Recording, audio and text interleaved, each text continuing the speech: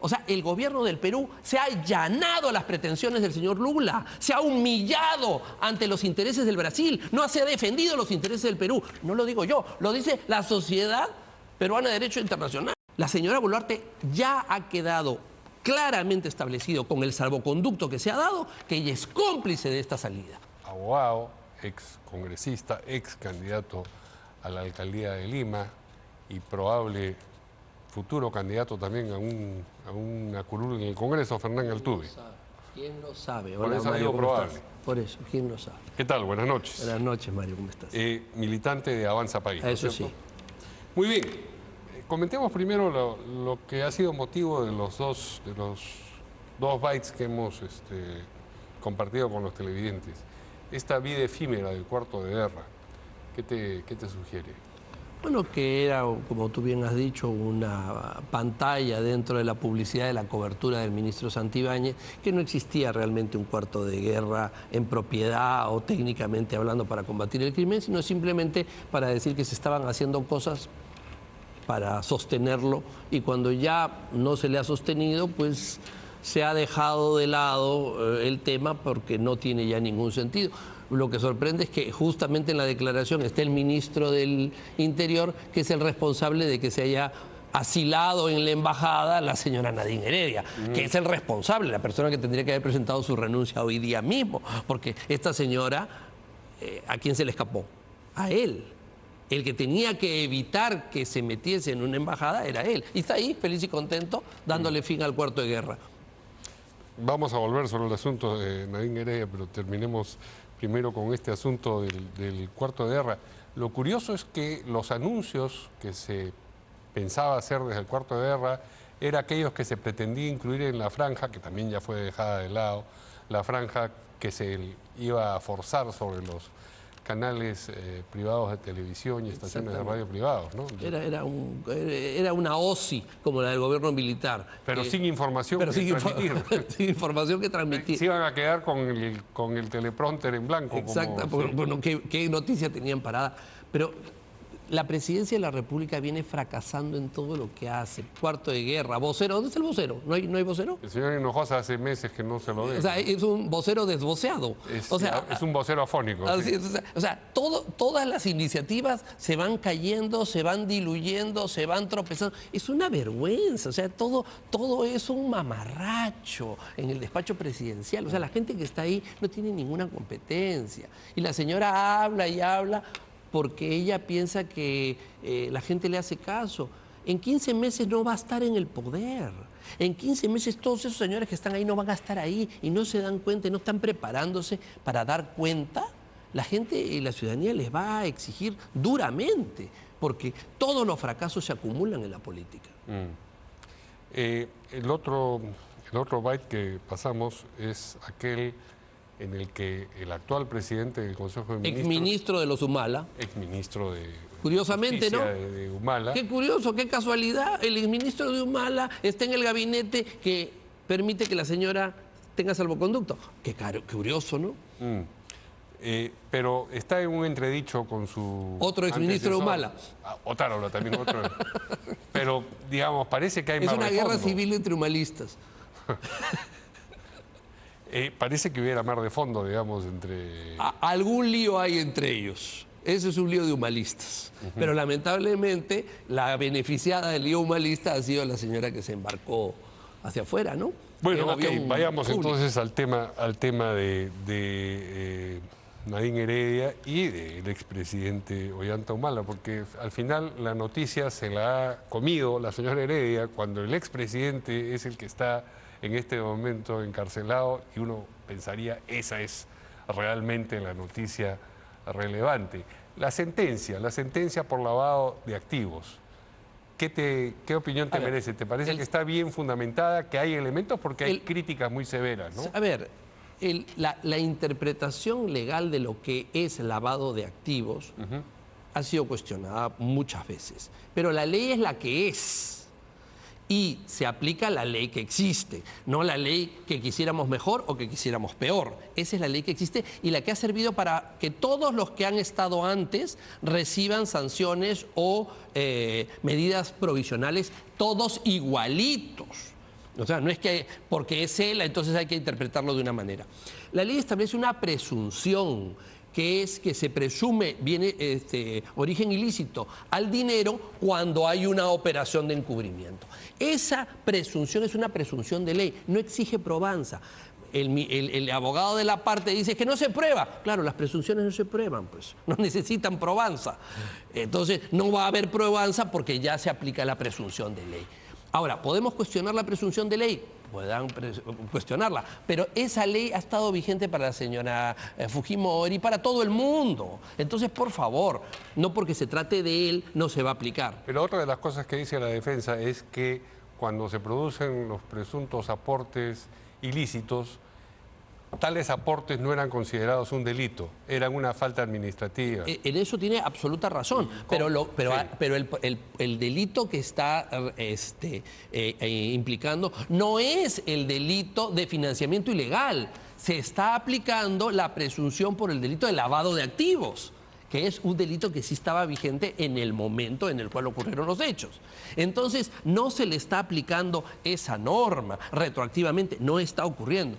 Y lo que hay es una abundante evidencia, testimonios, pruebas, declaraciones de todos los que han participado en el ocultamiento del dinero. Entonces, lo que ocurre es que los jueces, por presunción e imperio de la ley, si ven una operación de encubrimiento, presumen que el origen del dinero es ilícito, porque nadie encubre o trata de hacer una operación de escondite. Y eso tendría que ser, perdón, el hecho de que se hiciera el esfuerzo por encubrirlo, que presumiesen también quienes recibían el dinero que aquello tenía origen... Exactamente, porque nadie está tapando un dinero que tiene un origen lícito. Esa es la consecuencia lógica de la presunción de ley. Entonces la presunción de ley no se... Ahora, podemos cuestionar el tipo penal, pero ese tipo penal se ha aplicado para todos.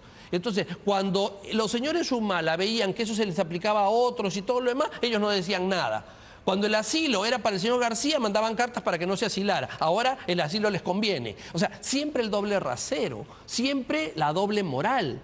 Ellos son inimputables porque per se y todos los demás son culpables. Ahora están pagando, lamentablemente, de su propia medicina. Ahora, uno podría pensar que se oculta él o los aportes por el lugar de donde venían y el impacto político que eso podría tener. No necesariamente porque se presumía que tenía negocios turbios. Bueno, pero la ley no hace esa distinción. Entonces, las personas que se meten en esas operaciones... tienen que asumir las consecuencias. Tienen que asumir las consecuencias porque la presunción, además, al ser una ley, todo el mundo presume que él conoce la ley. Entonces, obviamente, ellos ni siquiera está eso en su argumento de defensa, que lo evitaron por un tema político, ¿no? No lo van a modular claro, de esa manera, pero claro. Ellos tienen que asumir las consecuencias. Lo que pasa ellos ni siquiera admiten haber recibido el dinero, de manera que mal podrían con una legión de testimonios que es imbatible. Y lo peor de todo es lo que aquí se tiene que decir con toda claridad, y es lo que tú has mencionado. ¿Por qué es más grave ante la opinión pública la salida de la prófuga que la sentencia del jefe de Estado? Porque todo el mundo sabía que él no mandaba. Todo el mundo sabía, hasta su padre hoy día sale diciendo que lo de ella es peor, que él era cosito. Todo el mundo sabía que la que mandaba y la que ejercía un poder informal, pero real, era ella. Y lo que termina siendo una monstruosidad es que la más culpable, en el fondo, termine siendo la beneficiada y que el que ha sido instrumentalizado como gobernante termine con los 15 años. Sí, hubo 2 episodios que marcaron con sello indeleble la autoridad oficiosa de la señora Heredia. La refinería no va, la compra de una refinería, ¿no? Ella lo anunció sin tener autoridad para hacerlo. Y la otra cosa es el aumento la remuneración mínima vital en la que contradijo a quien en ese momento era presidente del Consejo de Ministros, el señor Villanueva, ¿no? Así es, exactamente. Entonces ahí digamos quedó claro aquello que tú... Es evidente, todos lo sabíamos y ahora queda corroborado que él termina quedándose como el responsable de todo y ella sale beneficiada y es la prófuga porque además tiene cómplices desde el poder que le han ayudado en esto. A ver, desarrolla un poco esta idea de los cómplices. No, es que es poder, evidente. porque... A ver, es evidente que no ha habido cuarto de guerra para evitar que ella se escape. El ex canciller González Olechea ha dicho que ya había habido un incidente con otro prófugo. Ya es evidente que a los prófugos que han estado cerca de la presidenta de la República o que por algún motivo tienen algo que ver con ministros de la presidenta de la República, no les pasa nada. Este es un país donde los prófugos viven felices y contentos y la policía nunca los agarra. ¿Con qué autoridad moral cree este gobierno que va a combatir el crimen? Si son cómplices de todos los prófugos. El paraíso. Este es el paraíso. Y la policía desmoralizada. La señora Boluarte ya ha quedado claramente establecido con el salvoconducto que se ha dado que ella es cómplice de esta salida, porque ella pudo impedir la salida. Lo pudo hacer. La ironía es que si eso fuera así, el argumento de yo soy una perseguida política carece absolutamente de sustento, porque ¿quién la persigue? Si desde el poder, según la tesis que tú desarrollas, la están amparando, claro, la persigue políticamente que el Ministerio Público, el Poder Judicial. La tesis que está aceptando el gobierno es que el Ministerio Público y el Poder Judicial del Perú están en un operativo político y el salvoconducto es un reconocimiento de que el Brasil le da un asilo, o sea, ella es una perseguida. O sea, desde el Ejecutivo le clavan una puñalada a los jueces que acaban de condenar a 2 personas responsables de violar la ley. Bueno, la lucha entre el Poder Judicial, el Ministerio Público y el Ejecutivo viene de tiempo atrás, ¿no? Podrá ser toda la lucha del mundo, pero hacia afuera el gobierno ha aceptado que en el Perú hay persecución política. Podía, digamos, una cosa es evitar que la señora Heredia ingresara a la Embajada de Brasil, pero con ella ya ahí dentro, el asilo solicitado y concedido, ¿podía el gobierno peruano negarse a darle salvoconducta? Absolutamente. Porque ayer tuve como invitado a mi distinguido amigo el doctor Gersi y él me decía que no. No, el doctor Gersi tendrá una opinión, pero a ver, la Sociedad Peruana de Derecho Internacional, que no soy yo, sino que son un montón de juristas, ha emitido un comunicado donde dice que no está obligado el gobierno del Perú, y es una entidad que asesora a la Cancillería, o sea que es una entidad académica en ese plano, que la Cancillería no estaba obligada a dar el salvoconducto. Porque cuando se opera el artículo 3 de la Convención de Caracas del año 54, que dice que en los casos donde hay delito, proceso legítimo, es ilegal que se entregue el asilo, el gobierno del Perú podía decir, muy bien, tú le reconoces el asilo, pero yo no doy el salvoconducto. Eso ha ocurrido en Ecuador. El gobierno de Ecuador no le dio a un ministro que se había fugado de la cárcel y se había metido en la embajada mexicana. Vicepresidente, sí. No le dio, vicepresidente, me he equivocado. Sí, sí. Entonces, no le dio el salvoconducto y después fue y lo recuperó. Entonces, porque había fugado de la cárcel. Esta señora estaba ya en proceso de condena, era evidente lo de la condena. Y entonces ahora resulta que en término veloz y rápido, el gobierno de la señora Boluarte, de manera cómplice, le da el salvoconducto. ¿Por qué? Salvoconducto que además se ejerce en un avión de la Fuerza Aérea Brasilera, o sea, ni siquiera en un avión común, comercial, etcétera. No, no, no.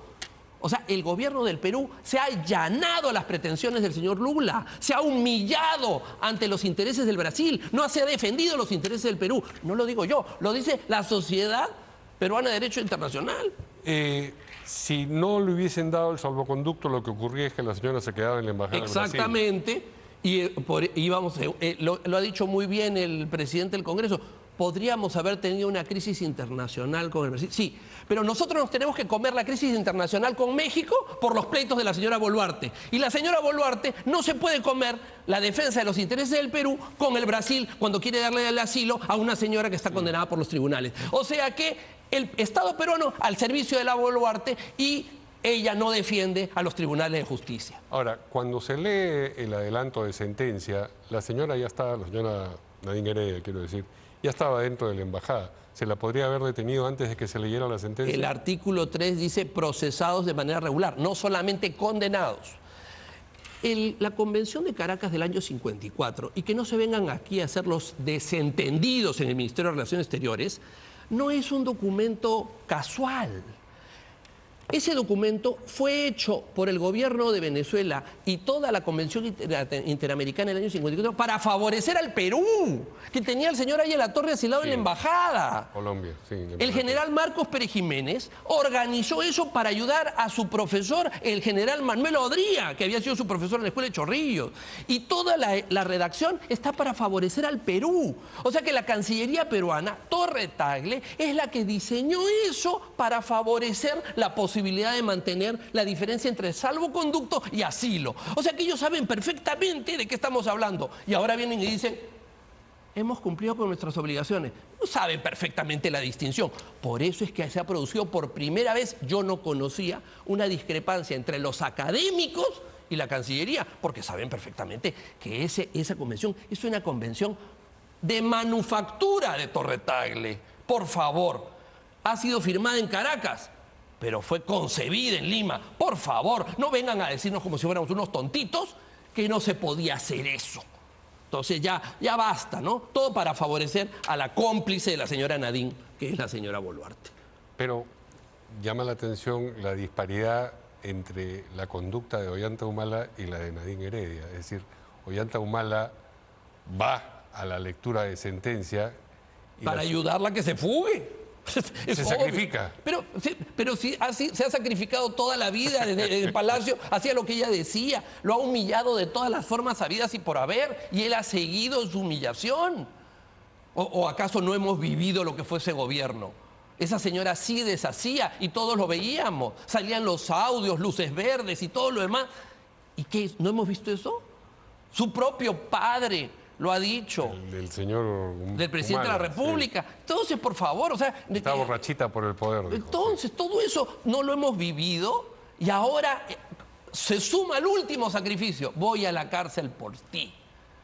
Y la otra, feliz y contenta, con una sonrisa, como una payasa, feliz y contenta, asilada, y sabe Dios si con dinero.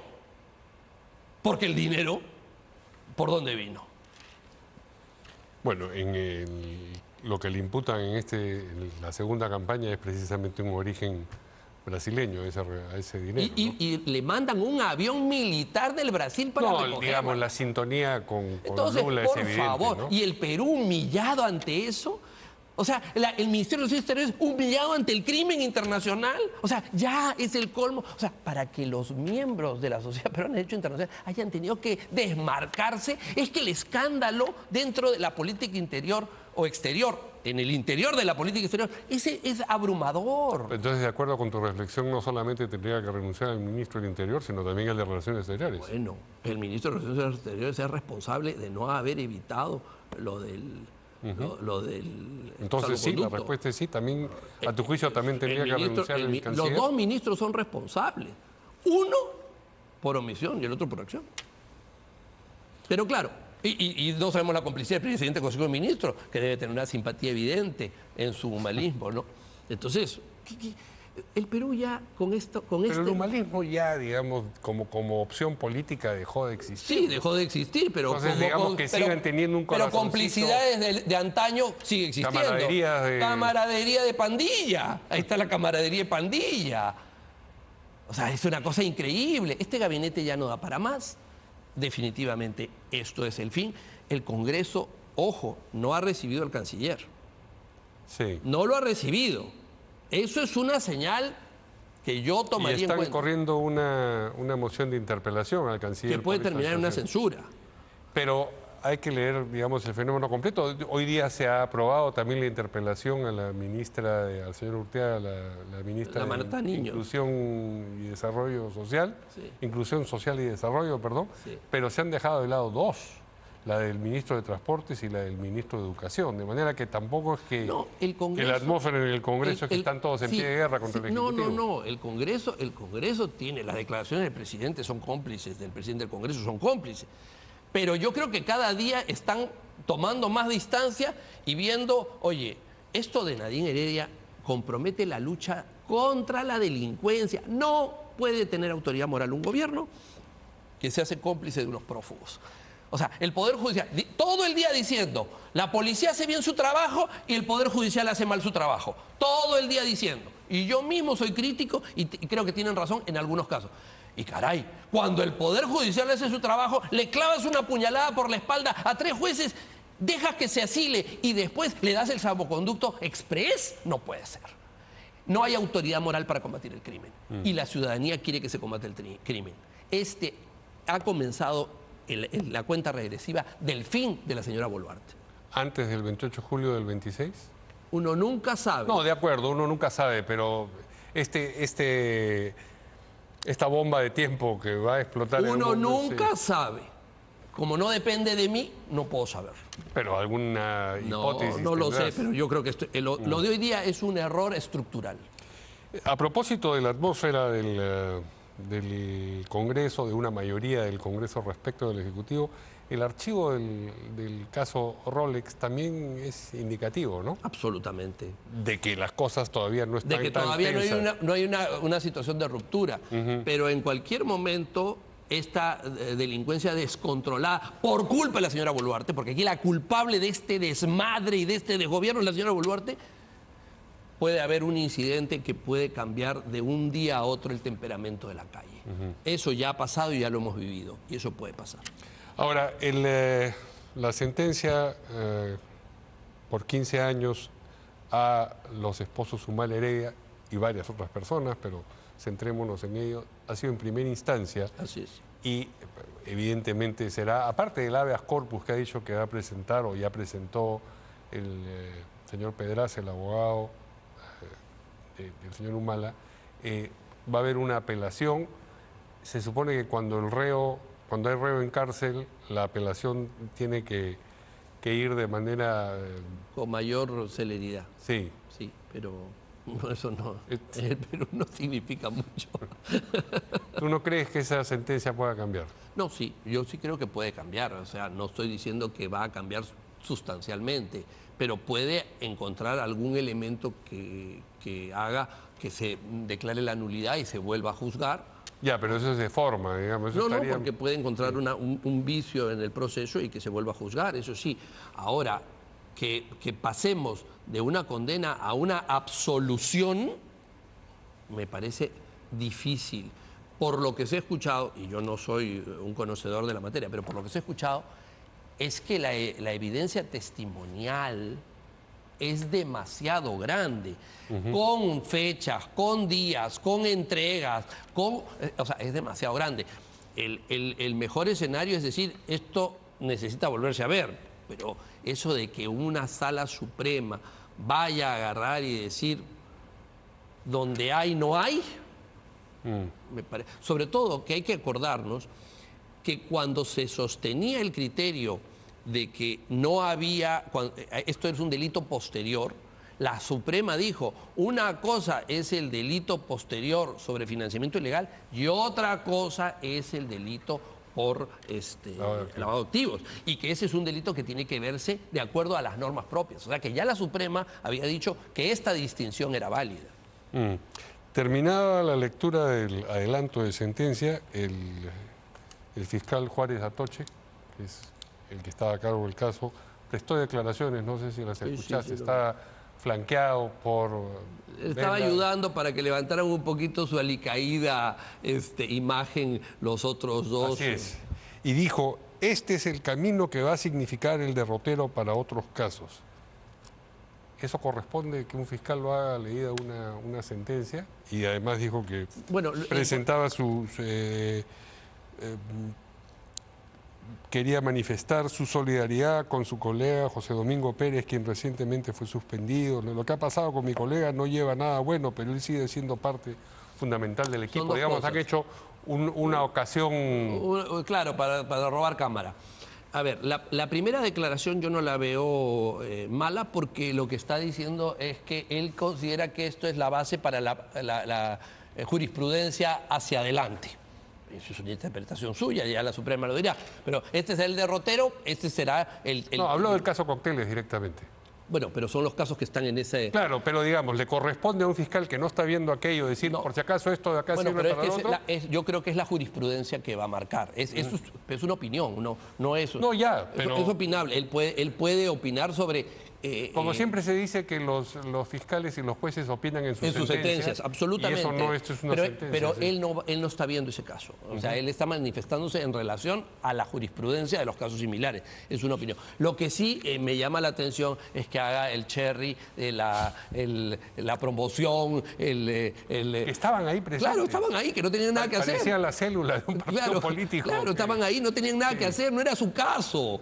O sea, ya, digamos, sí puede ser que a comentar sobre otro caso, pero está dentro de los márgenes. Pero irse a meter a un caso que no es suyo para salir en la Cámara, o sea, están tan alicaídos de apoyo. Está suspendido, además, el fiscal que Pérez, tampoco ¿no? debía estar ahí desde el punto de vista de la correcta actuación funcional, porque estando suspendido fue a título de oyente, fue un observador, y después sale en la foto con el fiscal.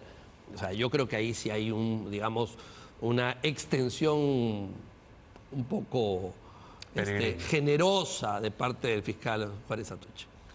Muy bien, pues muchas gracias a nuestro invitado, el abogado Fernán Altuve, que ha sido elocuente en decir quiénes piensa él que son los responsables Así es. de lo que acaba de suceder a propósito de la sentencia de los señores Humala Heredia y del asilo del personaje político realmente relevante, que es la señora Heredia, ¿no? ¿La habrán resucitado políticamente, crees tú, con este gesto? Bueno, yo me imagino que ella pensará que sí, pero definitivamente lo que ha hecho es ya demostrar quién era la jefa de la organización criminal que gobernó el Perú en el periodo de su esposo, ¿no? Ella era la jefa, la que sale beneficiada y la que sale triunfante y sonriente. Que era la que decía, tan difícil es caminar derecho, ha caminado derecho al aeropuerto. Derecho al aeropuerto, al asilo, a Brasil. Ella, para caminar derecho hacia lo que le conviene, ha sido especialista. Muy bien, muchas gracias nuevamente a Fernán Altuve.